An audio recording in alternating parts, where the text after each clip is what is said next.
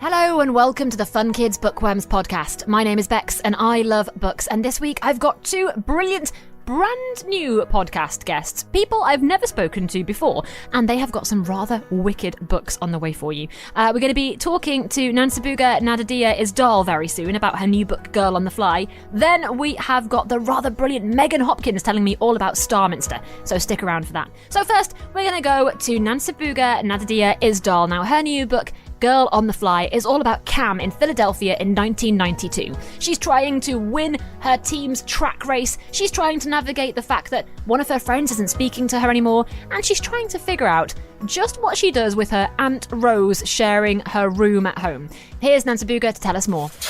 I'm joined right now down the line by Nansubuga Nagadya-Isdahl. Hello, how you doing? I'm doing very well. How are you? I'm so good, thank you. Can you tell our listeners where we find you today? I am currently in Dar es Salaam, Tanzania, East Africa. This is incredible, and I'm not going to lie, I feel very honoured that you've still made the time to chat to me at Fun Kids. Oh no, it's my pleasure. Thank you so much for having me. Not a problem. Now, I have just finished Girl on the Fly, your brand new book, and I loved it.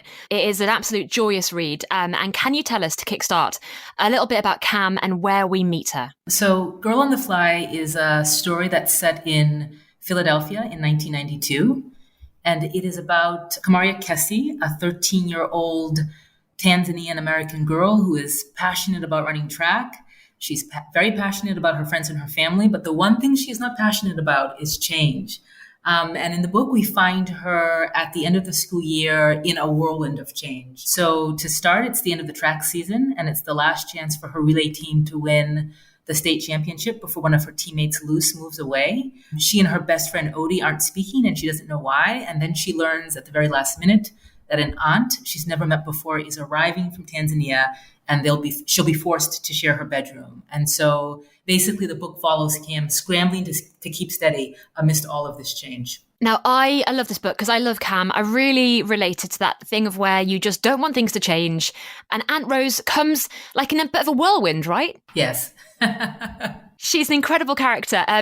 Is she inspired by anybody in your family? I guess in some measure by an aunt Joyce my Aunt Joyce. My first trip to Uganda, I remember, so I'd spoken to her on the phone, but we'd never met in person. And when I first met her at the airport, we had never met before. And she was like screaming at me to run to her. She like enveloped me in these hugs. We had never met before.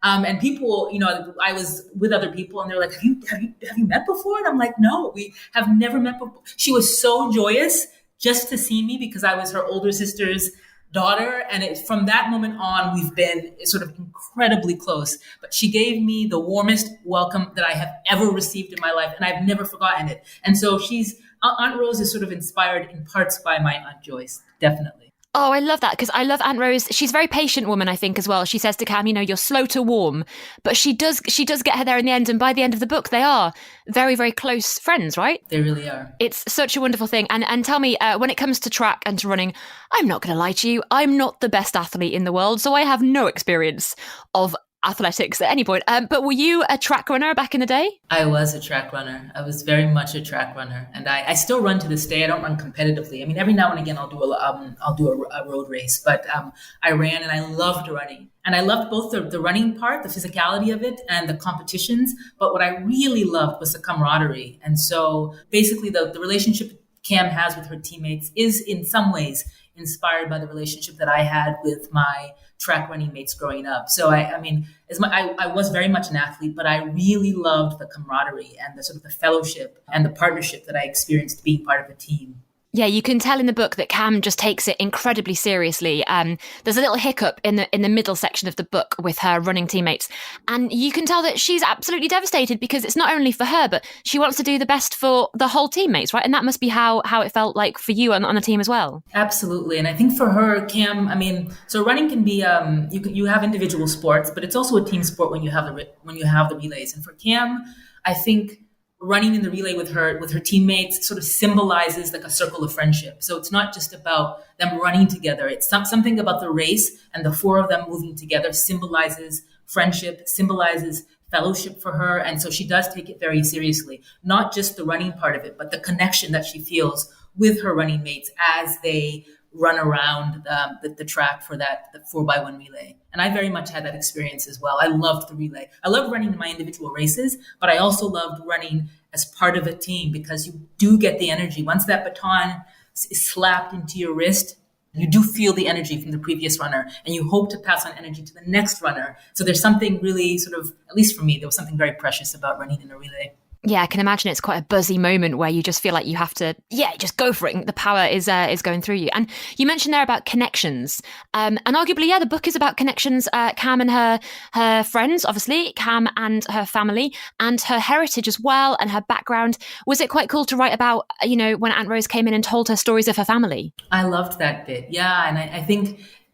So I grew up, I was born in the US. My family is from Uganda, and we grew up with a lot of house guests from Uganda. And it was always such an enriching experience for me. So unlike Cam, I didn't have resistance to people coming into our home, staying for extended periods of time, months, sometimes even years. I absolutely loved it. And there was just so much that I gained from that. And so one of the reasons why I wanted to write the book was so that I wanted to show just how much somebody stands to gain from extended family and from that connection with community and other family members, people that you might not be familiar with, but that have something to share about your culture. And so I wanted to sort of include that because it was so beneficial and remarkable for me, both at the time and as an adult. It's been such a positive thing throughout my life. And I wanted to offer that perspective. Man, I love that. But if I had a family guest who come to visit for a year, I'd be like, are we sure about this? That's Cam. And also we have to talk about Cam and Odie as well, because Odie is her former best friend and something's happened between them and she doesn't quite know what. Yes, he is her longest standing friend. And I think she has so much anxiety around the fact that she's not sure what happened. They were incredibly close. And I think we see throughout the book, she has to build up some communication skills to sort of get at the root of what happened. He's such a lovely, gentle character as well. He's clearly quite a thoughtful character. And I did love seeing their relationship kind of come and go and blossom. You can tell there's a lot of love there. Yeah, totally. Yeah, and he's also very, very close. Their mothers are best friends. And so I wanted to not just showcase the relationships that she had with her teammates, but then, her larger world, which obviously includes Odie and her parents and Aunt Rose. But I think it's a really special relationship for her. And I wanted to show also, I think part of the aim was to show that, especially for young people, sometimes you have a falling out with a friend. It's like the most devastating thing in the world. But I also wanted to show that it's entirely possible, especially if you're good friends, to rebuild that connection, and that there are bumps in the road in all relationships, and you can just if you sit down and you try to have a conversation about it, hopefully you can work through them. But I also thought that it was important to show that, especially for this age where friendships are just everything for kids that are like 10, 11, 12, 13 through 18, even older, even people are my age. Friendships are just everything. And so I thought it was really important to showcase a bump in the road and then how potentially that could be worked through. Yeah, Cam comes through quite a lot of stuff in this book, and she grows a lot. She accepts changes in her family life. She deals with kind of disappointments on the track. She deals with, coping with her friends and Odie. Is there one bit of Cam's journey in particular that you're super proud of, that you just thought she dealt with really well when you were writing this? You were like, I'm really happy with this character and how I'm kind of progressing her. I think that her acceptance of Aunt Rose made me really happy, because she's just somebody who didn't, she's an only child. That's the other thing. So having somebody, and she's also somebody who likes to focus. She likes to concentrate. Having somebody in her space, I think, was a tremendous adjustment for her. So I think Alexis, her friend, was always the one that's saying that, you don't have siblings. We've been through this camp. We know what it's like to share rooms. You haven't had that challenge. And her best friend, Odie, is also an only child. And so they sort of connected on that level. And so I think for her, having somebody not just in the house, but in her bedroom was an anxiety-ridden moment. And for her the growth that she showed by the end of the book in terms of that level of acceptance, and not just acceptance, but she grew to love Aunt Rose so much in such a short period of time, I think is a very great example of how much she changed and evolved by the end of the book. Yeah, I absolutely love this book. I love reading stories about real people and about real life situations. So I thoroughly enjoyed this book. Thank you so much for bringing it to us. And is there one bit of the book that you want us to look out for, or one character that you love the most that you want us to pay special attention to? Would it be Aunt Rose? Would it be Odie? Would it be Cam herself? I guess it would be Aunt Rose, even though I am in my heart inclined to say Luce. I love Luce. Throughout my life, I have a sort of a pattern with friendships, and I've always had a loose. So that person that I'm super silly with, and it's always jokes. Loose means light. She's so lighthearted. And so I love all of Cam's friends. I love Aunt Rose. I love her parents. I love Odie. But I guess if I am to tell the absolute truth, Luce, and I'm not supposed to have favorites, but Luce would be my favorite. And only because I've always had a Luce my entire life. I've always had that kind of a friend. I love that. That's a great answer. All right. So readers and listeners, check out Luce in the book for sure. Thank you so much for telling us all about Girl on the Fly. It is such a great book, and I'm assuming we can grab it in all bookshops wherever we are right now, right? Yes, that is correct. Girl on the Fly was an amazing book. I loved that one very, very much. Now, to go from real life stories in Philadelphia in the 90s to a rather brilliant brand new adventure set in a magical world, Megan Hopkins has created the book Starminster, all about Astrid, who finds out one day that maybe she's about to grow some wings. I am joined right now by author Megan Hopkins. Hello. Hello. Thank you for having me. Thanks for joining us. Now, you have brought with you a brand new book, a brand new world, in fact, Starminster. And I love this book. It is like leaping into a brand new kind of, I don't know, just a whole exciting new world. Can you tell us a little bit about it? So it's about Astrid. She's my main character. She has lived in a rhubarb shed her entire life. Her mum tells her that unfortunately the outside world is too dangerous for her to go out. So she stays in the rhubarb shed, and she's got this particular obsession with the stars. She just wants to see the stars more than anything. And then one night, a stranger unlocks the shed, and the stranger has wings.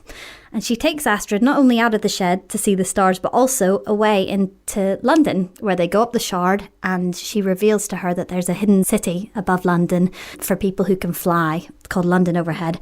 And this is where Astrid now belongs. She's going to grow wings herself at some point soon, and off she heads to the amazing school of flight, Starminster, which is St. Paul's Cathedral. And life seems really great. She starts to feel happy and free. But unfortunately, when children start going missing on the ground, Astrid realises that maybe her mother had a point about keeping her locked up all these years. Yeah, now I loved this book so much because there were so many things going on at the same time. So Astrid obviously has an unconventional childhood, and she is trying to escape, and she's given this escape, and she's kind of conflicted about, does she leave her mum behind? But then she sees this new world, and there's no going back, right? Absolutely. I mean, London Overhead to her and to me is this incredible place. You'd be an idiot really to walk away from something like that.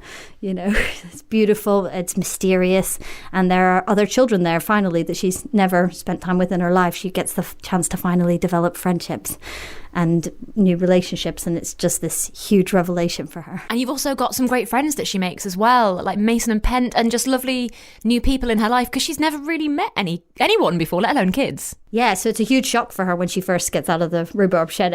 Everything is just unfamiliar. The wind, the sky, everything is terrifying. And spending time with other kids at first is terrifying as well. But she quickly meets these two lovely people, and I so enjoyed writing both of them, you know, in their own different ways. Yeah, they're both interesting characters to write, I imagine. Absolutely. Well, Mason makes a lot of stupid jokes, which is similar to me, so I quite enjoy writing Mason. And Pent takes life a little bit more seriously. And she's got a lovely family as well, and I think that reminds Astrid that maybe she's missed out on that kind of lifestyle, basically. Absolutely. And I think it's a bizarre situation for her and her mum, because her mum's desire really all along was just to protect her, but obviously she went about it in the wrong way. A huge mistake. And I think it's interesting morally that so many parents long to protect their children and end up overdoing it and ultimately harming them through. Yeah, but luckily Astrid is escaping and she's into this new world, and it's a world that runs at the same time and the same place kind of as the world we're in right now. So it's London Overhead, so it's kind of on top of London now, basically. Yes, absolutely. It's contemporary London, and it first sort of came to me when I went up the Shard one day with my husband, because London is such a three-dimensional city already. Yeah. And even in my own life, it's, you know, massively grown. It's just soared. All these skyscrapers have gone up, and it made perfect sense to me that there was another London that was over our current London, because there's a London underneath. Yeah, sure. London's everywhere. And it's not just about the people and the places. You talk about festivals, and you talk about like the kind of like the famous families that are part of it as well. And I was like, oh yeah, that's such a good, those little things that you don't think about, but they do make a culture, and you've created a brand new culture basically. Oh, I so enjoyed writing the festivals. I am obsessed with the festivals. Couldn't resist them. There's one in the second book as well, because I just thought, let's have another festival. You know? There's a second book. There is a second book. Yes, oh, this is good to know. Okay, this is amazing. Because so in this book, Astrid, of course, has to find out about this brand new world, about leaving her mum, but also about what it's going to be like to have wings, because getting to fly is pretty exciting, right? Yeah, and it's huge. Obviously, it's something that's obviously as well incredibly dangerous. You know, St.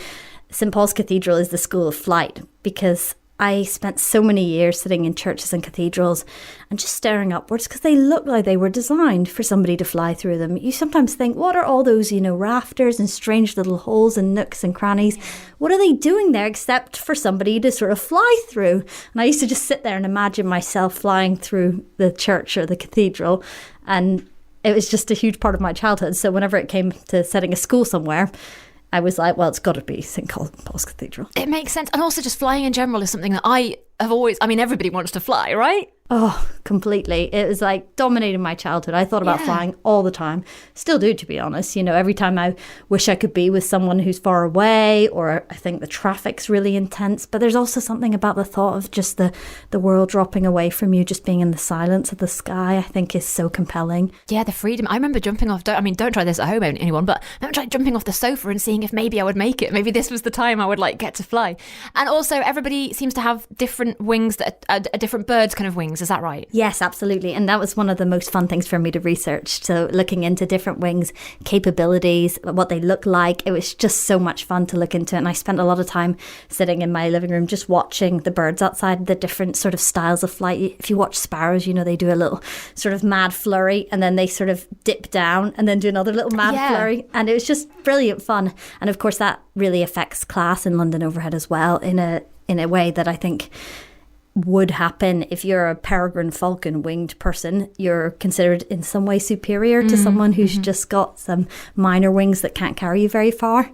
And that's one of the problems with London Overhead that Astrid has to face, the inequalities that are there, just like in London Underfoot. Yeah, I was fascinated by that. The idea that those things happen and those things exist anywhere. Like in this world as well, there are different systems and different classes for another reason entirely, but they still exist, right? Yeah, unfortunately, I don't think we can get away from those kind of things. They just tend to crop up. But it's one of the things that Astrid has to grapple with and also figure out what to do about. She ends up wanting to change things. And it was important to me to write a character that could change things, even small things. Children, although they often feel powerless and that they're, restrained massively by the systems around them, they can change things, and they can do small things to change the world, change how people are treated, do little things to change inequalities. You don't have to be this massive superhero or grow wings or anything like that to change the world, Yeah, no, it's brilliant. And also in the book, the people who do grow the wings are born in a certain month. I have to ask, is that because it was your birth month? Unfortunately not, actually. I'm not a Libra, but then the people in the book are all Libra's star signs. And it's really fun because in the second book, I've written a festival called The Month of Birthdays, where everybody celebrates their birthdays all together over a whole month of festivities. It's so much fun to write. You mentioned the month of birthdays in the first book, and I love birthdays. I think birthdays should be definitely celebrated. So I was like, I want to find out about this festival. So I'm very glad we've got it in the second book. This is good to know. Oh, it's so much fun to write because birthdays are very compelling, aren't amazing. Why did you pick Libra then as the kind of... To be honest, at first it was Aries because it sounded like airy. Yeah. But then I learned that was an earth sign. And when I looked into it a bit more, Libra is all about the concept of balance. And I thought that was very appropriate for people with wings, that walk on the ground, but also are in the sky. This balance between who they are. Are they attached to the ground? Do they have the same concerns as people on the ground? Or are they more like birds who are, sky destined?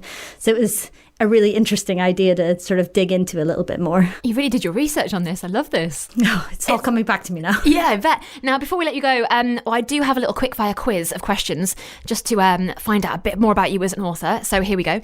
Do you prefer books or Kindles? I'm really embarrassed to admit I am a Kindle person because then I can have thousands of books with me all the time. I can read them anytime I want, which is brilliant. But I completely understand people who love the physical sensation of a book. And I have to admit, holding my book in my hands has been truly I can imagine one of the best moments of my life. Oh god, I bet just having it, I can well imagine that. Heroes or villains? I'm simple. I like a hero, you know. You do have a good villain in the book, I have to say. You have a good... I really enjoy writing a villain. Yeah. But heroes are the ones we all aspire to be like, I think. Film adaptation or TV adaptation? I pre-watch more films.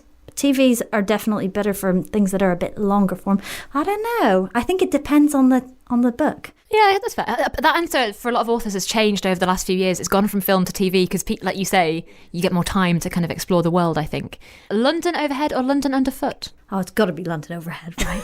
You know. I thought so. Who would go to London Underfoot if you could London Overhead? Yeah, Not that I don't love London. It's lovely to come to London. But if you can fly, you're going to fly. Yeah. 100%. Beginnings or endings? I find endings very difficult to write. I love a beginning because you've got this sort of fresh slate in front of you, but then again, that's also intimidating.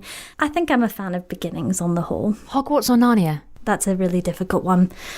It's got to be Hogwarts, though. I mean, I know exactly where I fit into that ecosystem, you know. I think you create a world and a school that rivals that as well. I think, honestly, I really loved leaping into it, and I was there. I think you've really nailed it. Do you write 9 to 5 or do you write when you fancy? I try to write in the mornings usually, or when my kids are sleeping. I have small children, so I basically have to make it work anytime they're not awake. So if they go to sleep, the computer comes out and I have to, sit down and type as fast as I can. Just during nap time, just immediate writing. Exactly. Pigeon wings or sparrow wings? I think I'd go sparrow because I'm not that big a fan of pigeons. I know they have a bad reputation and it's not entirely fair, but sparrows are so cute and social and everything, so I think I'd go with sparrow. I'd agree, yeah. I like it. My uncle races pigeons and I like them, but I'd go for sparrow. Paddington Bear or Winnie the Pooh? Got to be Paddington. Paddington, of course, is a Londoner as well, at heart, in my mind. Of course, he is, you're right. And finally, the big one, salt and vinegar or cheese and onion? Salt and vinegar any day. Correct. That's the correct answer. You could say anything for anything else, but that's the one I care about the most, to be honest. I knew it. Megan, thank you so much for telling us all about Starminster, and I can't wait to read the second book, so definitely come back for it. Thank you so much. Can't wait. I'm going to put it out there. Sometimes I struggle a little bit when there's a new world or a magical thing that's been written about in books, but I was straight in it with this one. Starminster was absolutely brilliant. I loved it, and I read it all in one sitting, 5 out of 5. Right, that's pretty much it from me this week in the Bookworms podcast. Remember, if you've got some books you want to recommend, let me know at funkidslive.com or leave a comment wherever it is you're listening to this. I'll see you very soon. Bye.